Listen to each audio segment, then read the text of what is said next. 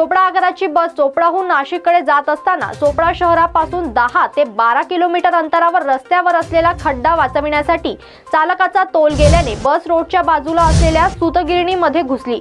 यामध्ये जवळपास 61 प्रवासी होते। या अपघातामुळे प्रवाशांना काही दुखापत जरी झाली नसली तरी एसटी बसचे नुकसान झाले आहे।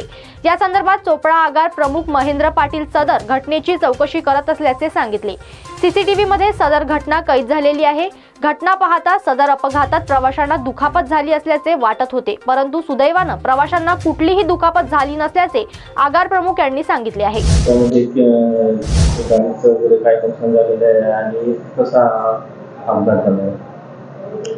काल आपल्या चोपडा आगाराची बस नाशिककडे जात असताना सुटगिरणीजवळ मोठा खड्डा होता।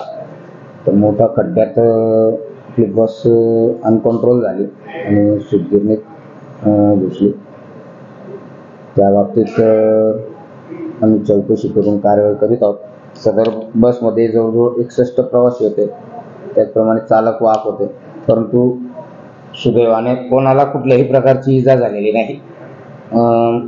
सदर गाडीचा नंबर MH14BT 2142 असा होता।